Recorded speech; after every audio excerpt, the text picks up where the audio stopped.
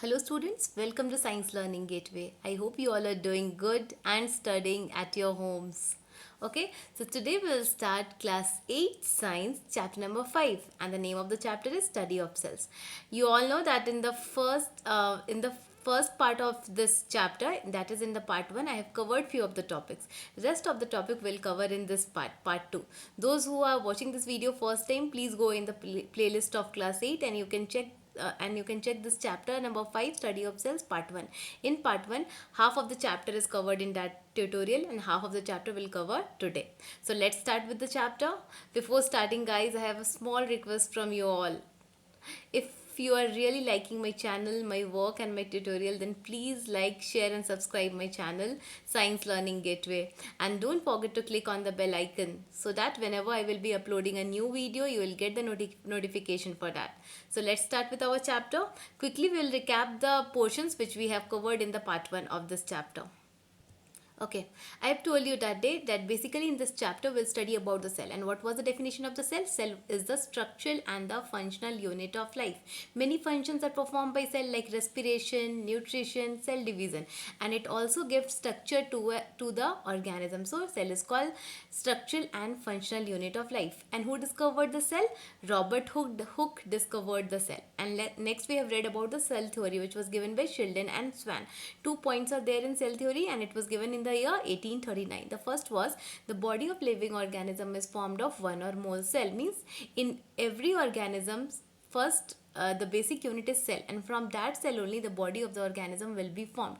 Next one, all the cell will arise from the pre-existing cells. Means the new cells which will come out will arise from the previous cell. Pre-existing means the previous cells which are already present in the body by the help of cell division. Next, we have read about the components of cell. Basically, I have told you that there are three important components of cell. First one is cell membrane, that is the outer covering of the cell. Next is cytoplasm, the liquid part of the cell, and in the center we have the nucleus. And other organelles are also present called the cell organelles. But basically, the three important parts are cytoplasm, cell membrane, and the nucleus. Next, we have read about the plant cell and animal cell. I have told you to write the difference between plant cell and animal cell. If you have written the differences between plant cell and animal cell, then please comment in the comment box that I have written. And if you have any doubt, then also you can comment in the comment section. I will provide you the differences between the plant cell and the animal cell. Last day I have told you that the plant cell is bigger in size and the animal cell is smaller in size. In plant cell wall is present, but in animal cell wall is absent. In plant cell, the vacuole is very large in size. The vacuole present is very large in size. But in animal cell, the vacuole is small in size, or either it can be absent. In plant cell, chloroplast is present, which is very important for the process of photosynthesis. But in animal cell, chloroplast is absent. These are the differences between plant cell and animal cell. If you have written in your notebook, then please comment in the comment section that I have written, ma'am. Okay. So today we'll start with activity number 5.4. In this, we'll discuss about diffusion. There are three processes which will occur inside the cell. The first one is diffusion, second is osmosis, and the third one is active transport. So in this activity, we'll discuss about diffusion. Suppose we have one test tube. Okay, one test tube means a glass type of container in which water is present, in which we have filled some water. After that, if we add a crystal of potassium permanganate, KMnO4, if we add a crystal of potassium permanganate, then what will happen? The potassium permanganate has some color. If we will put some potassium permanganate in the test tube, the color of the water will change. The water will also become colored. So why water has become colored? Because of the process of diffusion. Okay, because of the process of diffusion, the color of the potassium permanganate goes into the water. The color of the water also changes. So this illustrates your diffusion. What you have to do? You have to take one test tube like this, and in that you have to fill some water. After that, you have to put a small crystal of potassium permanganate in it. Then what will happen? Potassium permanganate will get diffused and the color of the water will also change because of the potassium permanganate. This is because of the process called diffusion. So let's read the activity once. Take some water in a beaker. In a beaker, you have to take some water, drop a crystal of potassium permanganate into it. You have to add one crystal of potassium permanganate into it. Observe the change in the color of the water, whether the change was gradual or immediate. Means you have to observe sometime that immediately the color of the water will change or it will take some time to change. Okay. The change is due to the movement of molecules. Why the color of the water has changed? Because of the movement of the molecules. In the water also some molecules are present. In potassium permanganate also molecules are present. When the movement of molecule will occur, then the color of the water will change, and the process is called diffusion. Potassium permanganate has diffused. This process of movement of molecule is called diffusion. Okay, when the molecules will move from one place to another place, the color of the water will change, and that process is called diffusion. So let's read the definition of diffusion, which is very important from your exam point of view. Okay, diffusion is a process in which molecules of a substance move from a region of higher concentration to a lower concentration. So what is diffusion? It is a process in which molecules, means molecules which are present in every substances, molecules are present, right? So molecule will move from a region of higher concentration to lower concentration. So this process is called diffusion. So what is the definition of diffusion? Diffusion is a process of movement of molecules where the molecules will move from a region of higher concentration to lower concentration. Just you have to remember in diffusion that the molecules will move from a region of higher concentration to lower concentration. Higher concentration means where there are more molecules, where there is more and you can say like that, where there is more molecule, and lower means where there is less molecule. So molecules will move from the region of higher concentration to lower concentration. This is the definition of diffusion. I hope you all have understood what is diffusion. It is a process in which molecules will move from a region of higher concentration to lower concentration. You can mark in your textbook. See, this is the diagram for that diffusion process. Test tube they have taken. In that, some crystal of potassium permanganate is taken, and after that, what will happen? The molecules will move, and the color of the water will change because of diffusion. Okay. Now let us demonstrate another activity. Let us read another activity in which process of osmosis have been discussed. Okay, diffusion we have discussed. Now we will see what is osmosis. So osmosis is also like diffusion, but in osmosis we need a semi-permeable membrane, like a filter sheet we need for osmosis. In osmosis we need semi-permeable membrane.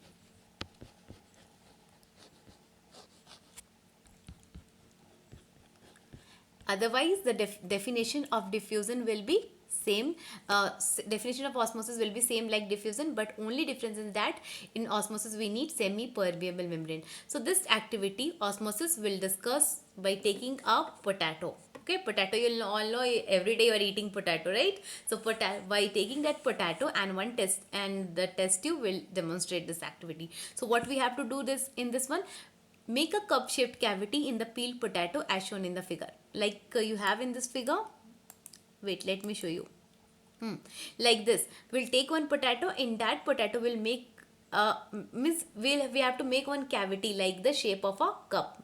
Means like a hole we have to make inside the potato, and we have to take out the skin of the potato. Means we have to peel the potato first. Okay, after that we have to make a cavity in the potato.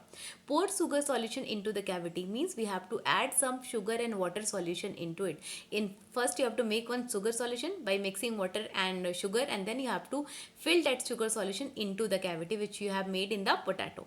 Place the potato in a container with little water. Like this you can see in this container or test tube or beaker, they have taken some water. Okay, in that we have to place that potato. Some water we have to take in this beaker. After that we have to keep that potato inside it.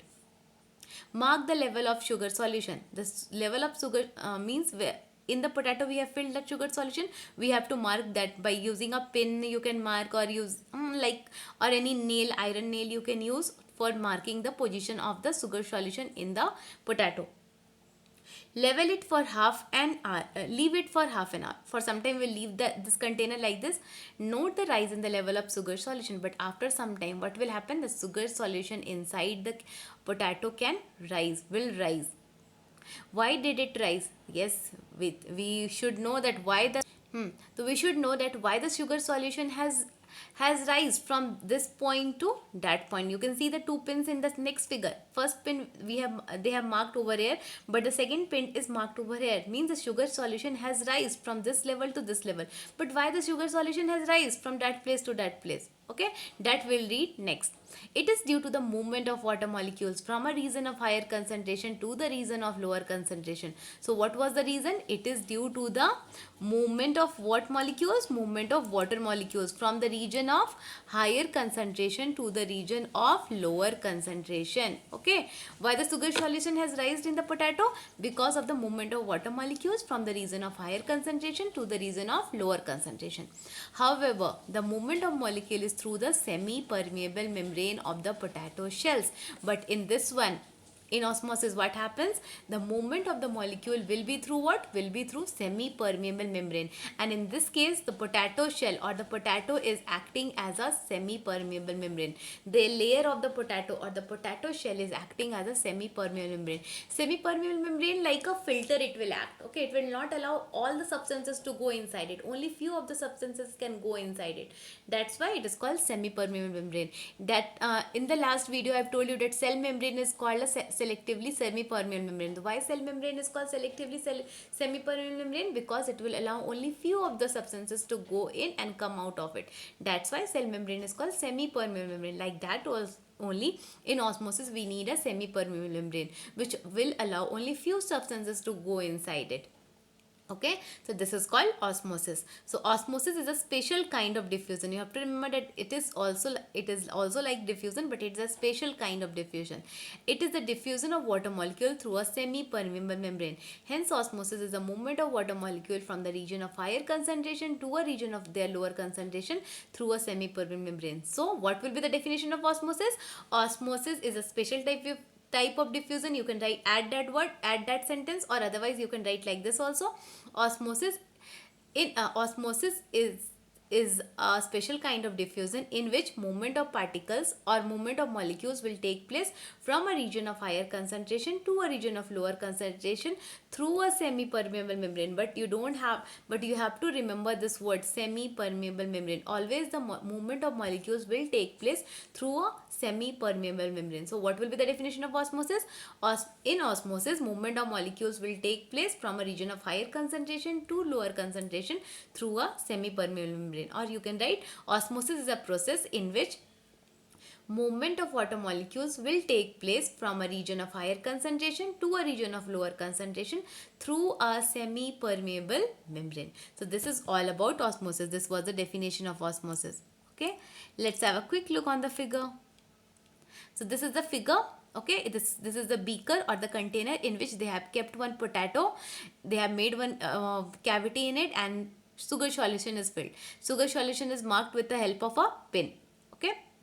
Next one, in the second diagram, what happens? The level of the sugar solution has risen from this level to this level because of the process of osmosis, because of the movement of water molecules from the region of higher concentration to the region of lower concentration through a semi-permeable membrane. So that was all about osmosis. Next, come to the next page. Movement of water molecules across the plasma membrane of a cell is from a region of higher water concentration to a region of lower water concentration. What we have read in diffusion and osmosis, that the movement of water will take place from a region of higher concentration to a region of lower concentration. But sometimes it is possible that the movement of molecules can take place from a region of lower concentration to higher concentration. It can be possible for some time, okay, under certain condition, but it will be under certain condition only. Molecules move from a region of lower concentration to a region of higher concentration with the expenditure of energy. Expenditure of energy means use of energy. Okay, with the expenditure means use of energy. In that process, energy will be needed. Whenever the molecule will move from a region of lower concentration to a region of higher concentration, then energy will be needed in that process. For example, in blood. Okay, here the example of blood has been taken. The concentration of sodium is less in blood. We know that in blood some ions are present like sodium, potassium, etc. The concentration of sodium is less in blood and it is more in heart muscles. But in our heart muscles, the amount or the concentration of sodium is more. In spite of this, sodium is absorbed into the heart muscles from the blood. But see what is written over there, that in the blood the amount or the concentration of sodium is less, but in the heart muscle the sodium amount of sodium is more. But then also what happens, the heart muscle will absorb sodium from the blood. Our heart muscle used to absorb the sodium from the blood. Why this is so? Because uh, this is due to the process called active transport. And whenever the heart muscle will absorb sodium from the blood, it will require some energy, expenditure of energy. I've told you, no, whenever the substances will move from a region of low concentration to a region of higher concentration, energy will be needed in that process. So this process is called active transport. The example was given for blood. In blood amount of sodium is less, but in heart muscle amount of sodium is more. But then also heart muscle will absorb sodium from the blood, with which will require energy also. This process will require energy. This is called active transport. So what definition you will write for active transport?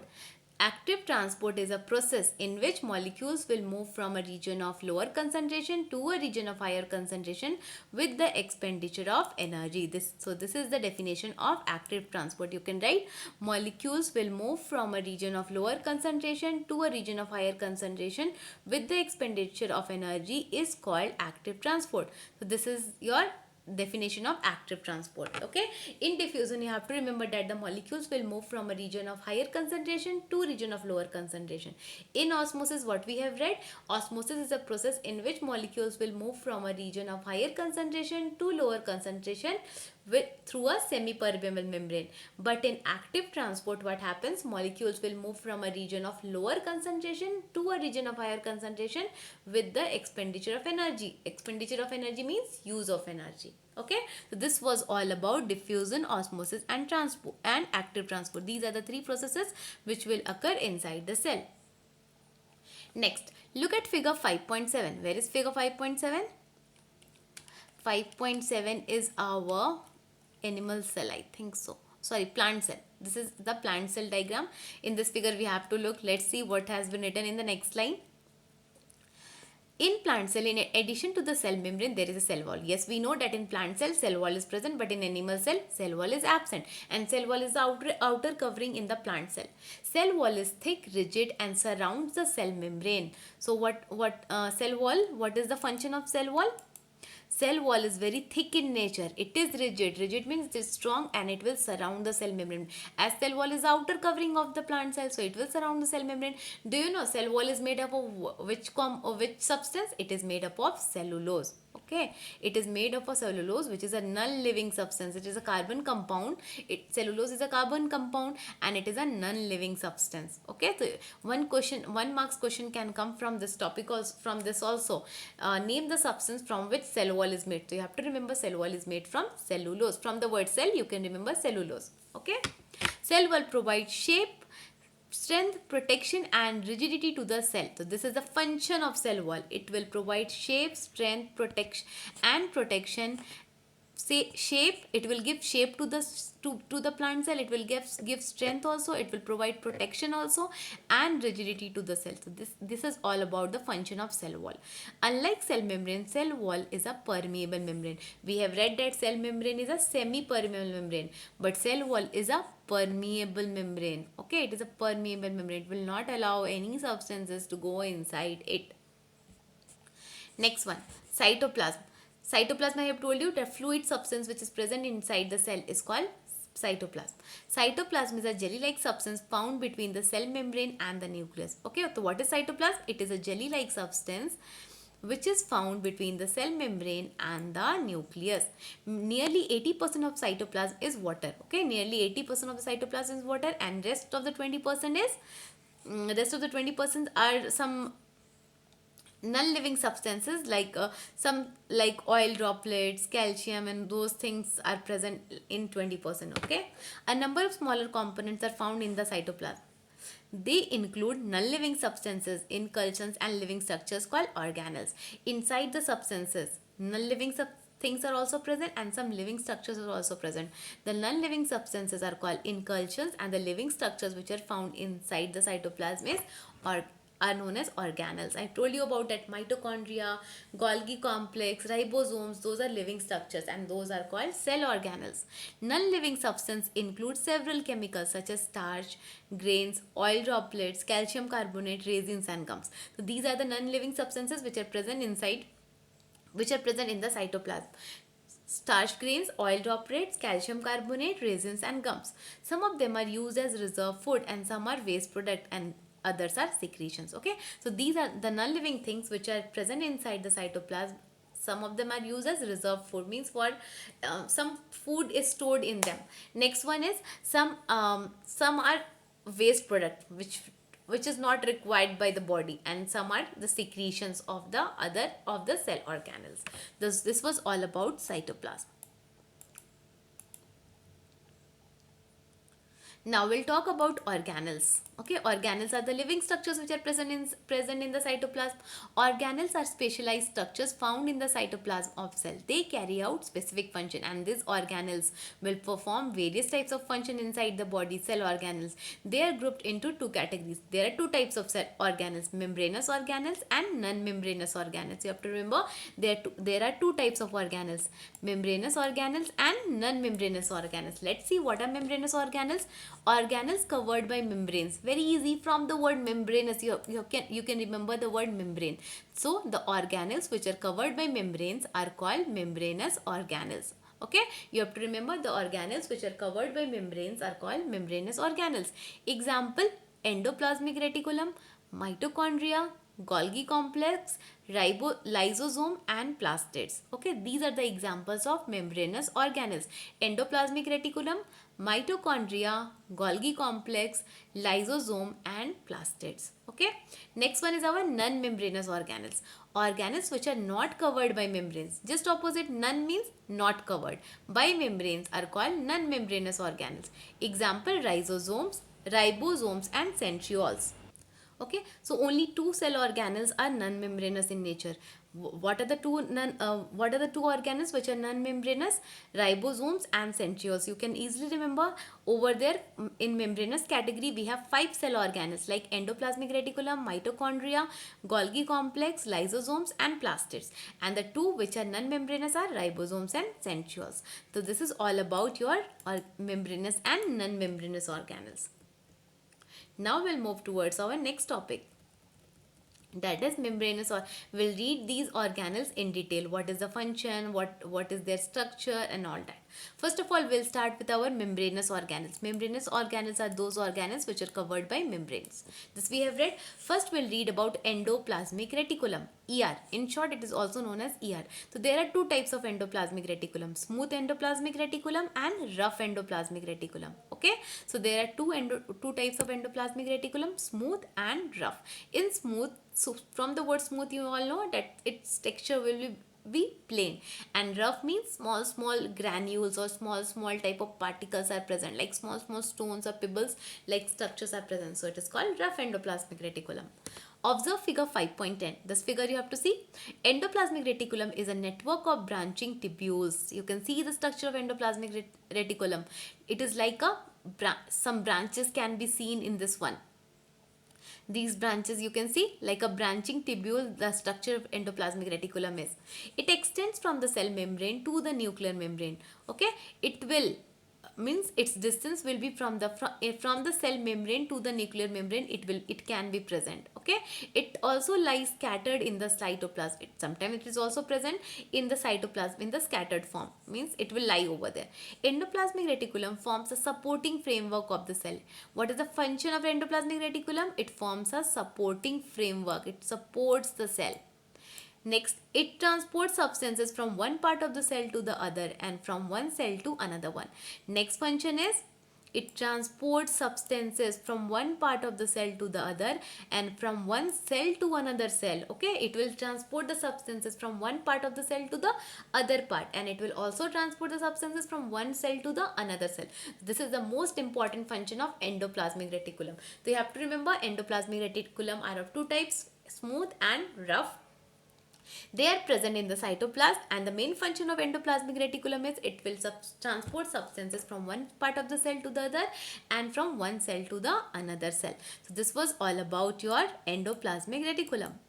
Next, we'll read about mitochondria, also known as powerhouse of the cell. You have to remember, mitochondria is also known as powerhouse of the cell. Okay, observe figure 5.11. This figure you can see, this is the diagram of mitochondria. In this mitochondria, what are the parts present?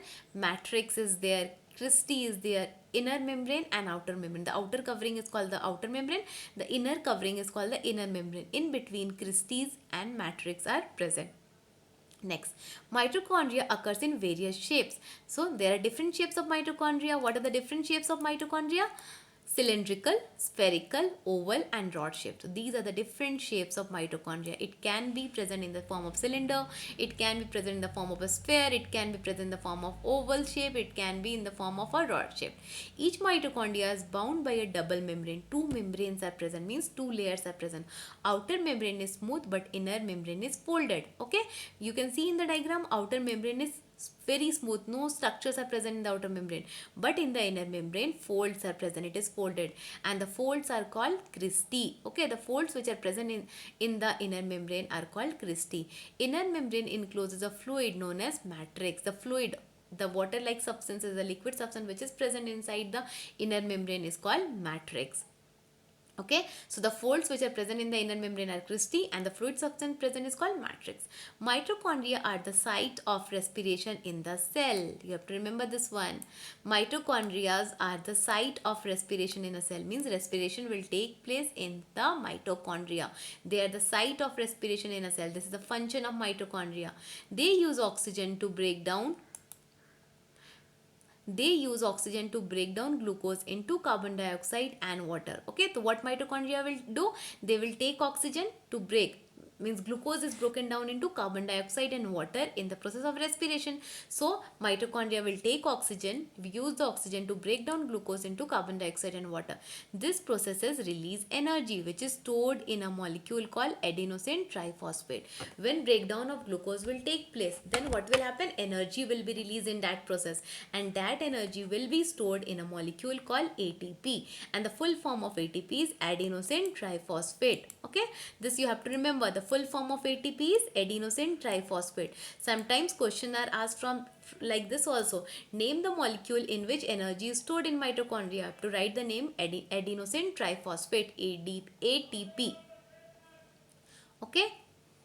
So what is the function of mitochondria? In the mitochondria at the site of respiration in a cell, they use oxygen to break down glucose. Glucose will be broken down into carbon dioxide and water, and in that process energy will be released in the molecule called adenosine triphosphate, ATP. The full form of ATP is adenosine triphosphate.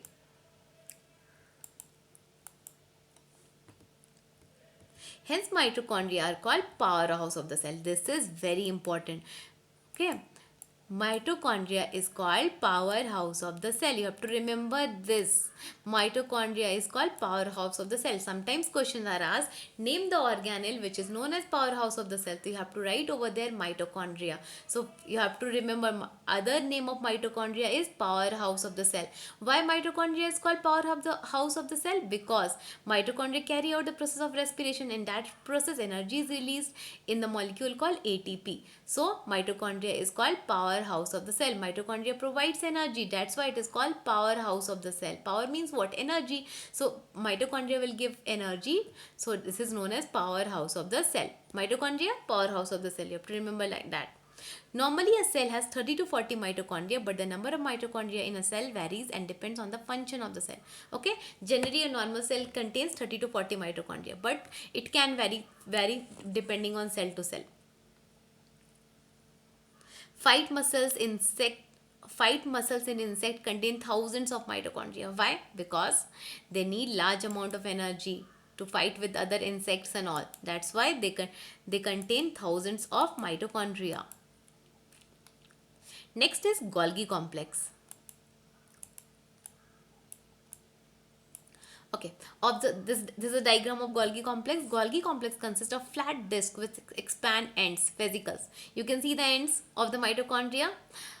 The main function of Golgi complex is to secrete chemicals required for cellular activity. This is the function of mitochondria. The main function of Golgi complex is secretion of chemicals which is required for cellular activities.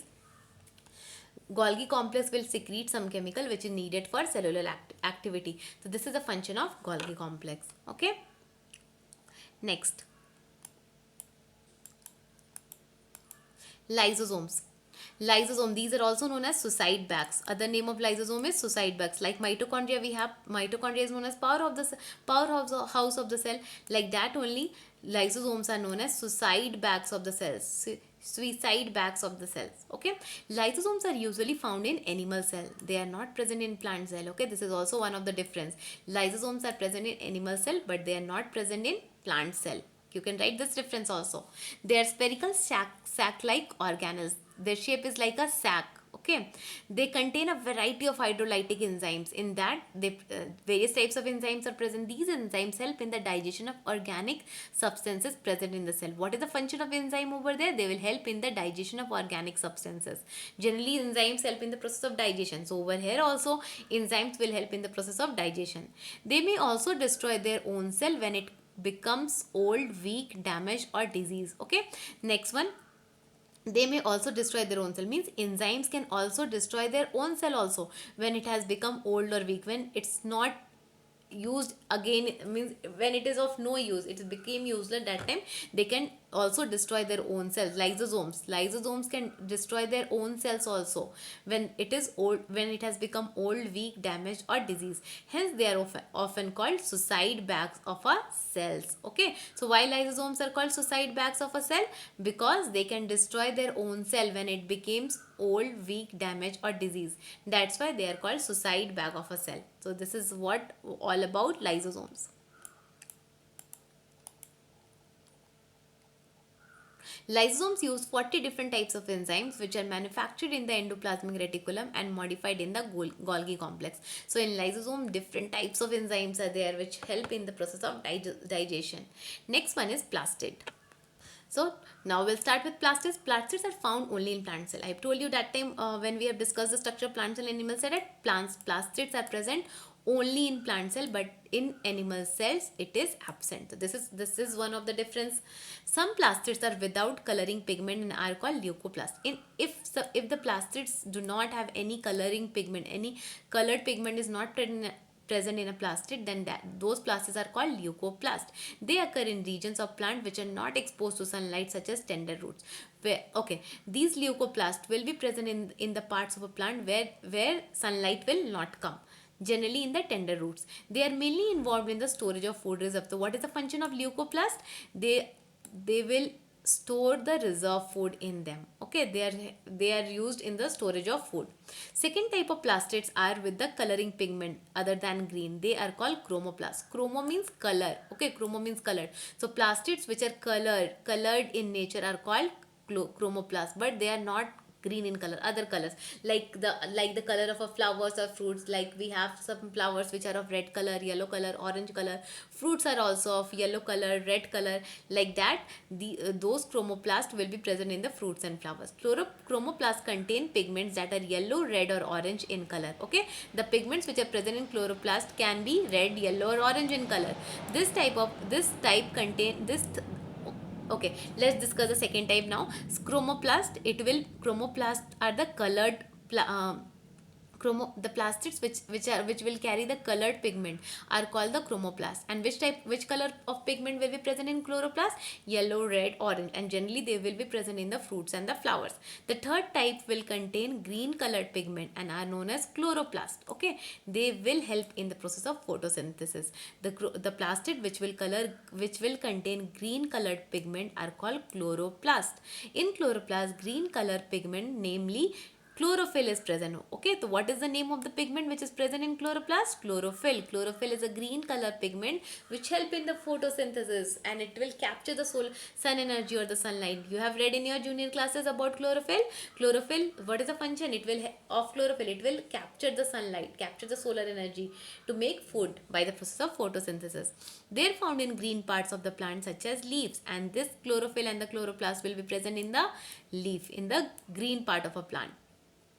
So altogether we have three types of plastid. First one is leucoplast. It is colorless. Okay, no colored pigments are present in this one, and they are generally present in the tender roots.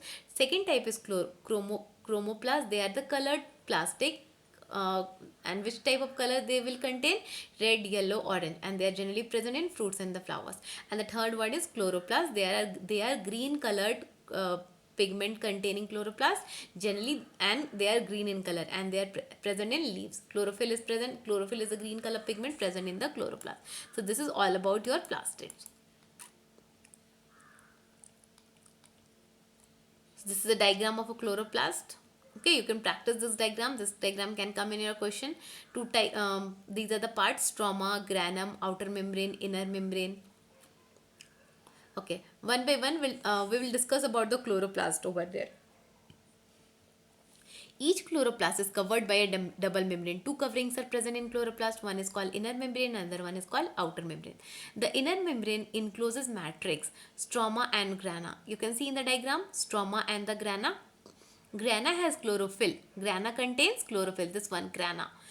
This will contain the green color pigment called chlorophyll. Chlorophyll plays an important role in preparing food. What exactly is the role of chlorophyll? You will learn more about this in the ninth chapter. So what is the role of chlorophyll? It will capture the solar energy. It absorbs the solar energy, sunlight, to make the food by the process of photosynthesis. This is the function of chlorophyll. It will absorb solar energy. Now we'll start with non-membranous organelles, cell organelles. Membranous cell organelles we have read about. Endoplasmic reticulum we have read about. Plastids we have read. Then about mitochondria, Golgi complex we have read about those things. Now we'll read about ribosomes and centriole. These are the two types of non-membranous cell organelles. First we'll start with ribosomes. Okay. You will find some grain-like structures attached to the endoplasmic reticulum and nuclear membrane. Some small grain type of structures are present in endoplasmic reticulum and also in the nuclear membrane. These are called ribosomes. The small round like structures are called ribosomes, which are present in endoplasmic reticulum and in nuclear membrane. They are also freely distributed in cytoplasm. Sometimes they will be present in the cytoplasm also. They play an important role in the synthesis of protein. So what is the function of ribosome? They play an important role in the synthesis of protein. Sometimes questions are asked, name the cell organelle where synthesis of protein will take place. Then you have to write ribosomes. Hence they are known as protein factories of the cell. So ribosomes are also known as protein factories of the cell. So why ribosomes are known as protein factories of the cell? Because they play a very important role in the synthesis of protein. Synthesis of protein means they help in the preparation of protein. To make protein, they are useful. So they are known as protein factories of the cell. Next is centriole. Centrioles are found in some algae, fungi and all animal cells. Okay, where are centrioles present? They are present in some of the algae.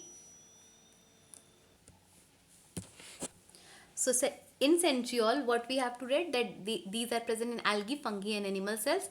Two centrioles are located usually near the nucleus. Centrioles help during cell division. So what is the function of centriole? It helps in cell division. During cell division, the centriole will help. So this is all about centriole. Next is vacuoles. Vacuoles. In the cell, we also find membrane covered cavities called vacuoles. These are filled with fluid called cell sap. Okay. Sometimes in the cytoplasm, vacuoles are present. As in plant cell, we have seen that large size, very big size of vacuole is present in plant cell. But in animal cell, the size of vacuole is very small, or it is either absent also. So there some fluid or liquid type of substance is present called cell sap. Vacuoles are structure where store food, excess water and waste product. So what is the function of vacuole? They will store food, excess water also they can store, and some of the waste product are also stored in vacuoles. So this was the function of vacuole. Next topic is nucleus. Nucleus is a very important topic. You should understand the concept of nucleus so that it will help you in ninth standard also. So it is very important topic. Nucleus is present in the cytoplasm. I have told you that the cell has three important components: cell membrane, nucleus, and cytoplasm. So among the three, nucleus is one of the one of the most important substance which is present inside the cytoplasm. Nucleus is a spherical organelle found in all eukaryotes. Okay, it is the shape of the nucleus is round in structure like a sphere, and it is present in eukaryotes. In prokaryotes, nucleus is not present. So this is the difference between eukaryotes and prokaryotes. In eukaryotes, nucleus is present, but in prokaryotes, nucleus is absent. Recall what eukaryote is. Nucleus is the largest organelle in a cell. Okay, this is a largest organelle present in a cell. So what are eukaryotes? Eukaryotes are those organisms which have nucleus, or whose cell have nucleus and organelles, and which are enclosed in a plasma membrane. Means nucleus will all be present, organelles will be present, and plasma membrane will be present. Examples of eukaryotes are protozoa, fungi, plants, and animals. Those are the examples of eukaryotes. The most important thing you have to remember about eukaryotes is that nucleus is present in eukaryotes. Example: plants, animals, protozoa, fungi. Okay, so nucleus is the largest organelle in a cell. Most of the eukaryotic cell usually have one nucleus. Generally, one nucleus is present in a cell.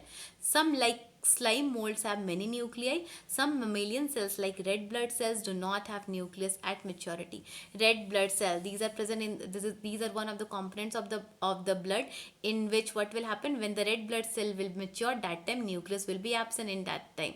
When it will when in the initial stages, in the red blood cell, nucleus will be present, but when the red blood cell will mature, that time nucleus will be absent in those cells.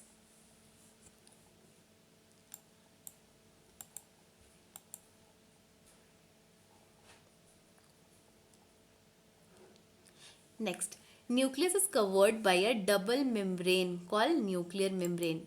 When you will see the diagram of nucleus, you can find that a nuclear membrane is present. That this is the diagram of nucleus, very important. Okay, in the center you have a nucleolus, like the round structure. The outer covering is called the nuclear membrane. The liquid component which is present inside the nucleus is called nucleoplast, and the thread like structure which are present inside is called chromatin network, and the pore or the gap which is present in the nuclear membrane is called nuclear pore. So nucleus is covered by a double membrane called the nuclear membrane. The membrane encloses the fluid called nucleoplasm.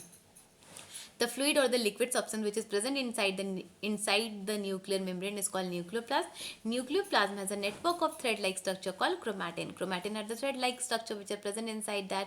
During cell division, chromatin undergo coiling and supercoiling and become short and thick to form chromosomes.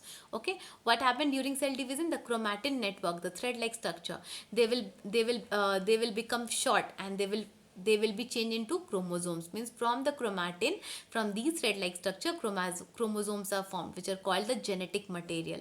So what are the parts of a nucleus? Nuclear membrane, nucleoplasm, nucleolus, chromatin network, and the nuclear pore. These are the parts of a nucleus. Chromosomes contain genetic material. Okay, chromosome will contain genetic material called DNA, deoxyribonucleic acid. Chromosomes contain genetic material called the deoxyribonucleic acid. This is the full form of DNA. DNA has gene, and in the DNA, genes are present. These genes will transfer from the parents to their children. Each gene determines a particular characteristics of an organism. For example, height of a person, color of a skin, color of eyes like black, blue, green, or brown. Okay, what happens when characters are passed on from parents to their children? Some genes are responsible for that. Means genes will be transferred from the parent body to their children's body. For example, if our parents height is tall, okay, if our parents are tall in height, if the genes for the tall character will be transferred in their children, then the children's will also be tall. For example, if the color of our parents are black in color, if that gene will be transferred in the children, then the eye color of the children will also be black in color. Normally, every cell of an organism of a species has a definite number of chromosomes. Every human cell has 46 chromosomes. This is very important. A human being contains how many chromosomes? In human body, 46 chromosomes are present, or you can write 23 pairs also. Either you can write 23 pairs of chromosome, or you can write 46 chromosomes. This is a very important question generally asked in an exam. How many chromosomes are present in human body? Then you can write 46 chromosome, or you can write 23 pairs also. Look at the given table to know the chromosome number of some organism. Now we'll look at this table. See, in round worms, how many chromosomes are present? 2. In onion, 16 chromosomes are present. In cat, 38 chromosomes are present. In mango, 40 chromosomes are present. In capuchin mango, 54 chromosomes are present. And dog, 78 chromosomes are present. And in human body, 46 chromosomes are present. Okay, so this was all about the number of chromosomes in different organisms. Okay, so most important is about human body. This table also you have to learn. One fill in the blanks type of questions can come from this table also. Next one, activity number 5.7. In this activity, what is written? Collect information about the number of chromosomes present in some plants. Okay, this you can search in Google and you can find the answer. Look at the structure of other than chromatin in the nucleus. Nucleus also has a dense spherical body called nucleolus. We have seen in this diagram one very small round like structure is present, that is called nucleolus. Nucleus is not covered by a membrane. Nucleolus forms ribosomes. Okay, they will form ribosomes. Nucleolus coordinates the activity of cell. For instance, look at the given illustration A and B carefully. Okay, what will be the function of nucleolus? They will coordinate, means they will help the cell to perform their activity. This is the diagram of normal amoeba. I think amoeba they have given in this one. In that, nucleus is present. In the center, that black colored spot is called the nucleus. Diagram number A and B means from this either it will adopt path A or it can adopt path B. If it will adopt path A, it will divide into 2. After that, it will divide into 4. From these 4, other organisms can be formed. But if it will adopt path B, then what will happen? If nucleus will come out from the cell, then it cannot perform its activity. It will die off. So nucleus is very important for an organism. Now, this is the differences between the plant cell and the animal cell. Over there, you can write this one. Cell wall, it is present over there. Cell wall is present in plant cell, but it is absent in animal cell. Present, absent. Plastids, present, absent. Vacuoles are present, absent. Centrioles, absent in plant cell, present in animal cell. So this was the differences between plant cell and animal cell. You can write in your notebook. If you have written, then please comment in the comment section that I have written. Okay, this was all about the study of cell. We have finished this chapter. For question answer, I will make a separate video for that so that you can understand the question answers. I will explain each and every question in that. I hope you all have understood this chapter. If you have any doubt, please comment in the comment section so that I can clear your doubt. For question answer, I will make the separate video. You can go through that. Thank you for watching my channel, Science Learning Gateway. If this tutorial is helpful for you, then please share it with your friends. Please subscribe my channel, and don't forget to click on the bell icon so that whenever I will be uploading a new video, you will get the notification for that in your mobile phones. Thank you.